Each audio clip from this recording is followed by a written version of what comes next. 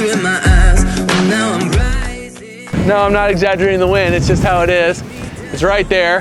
How you doing, dude? It's so windy up there, but you can't even tell. You're not even moving because that thing is mounted in hard. Especially in extreme situations like this, you're not going to want to have to get up there. You don't want to have to change anything. This is a great example of buying a quality product made in America so that you only have to replace that once every 20 years. See you in 20 years, dude.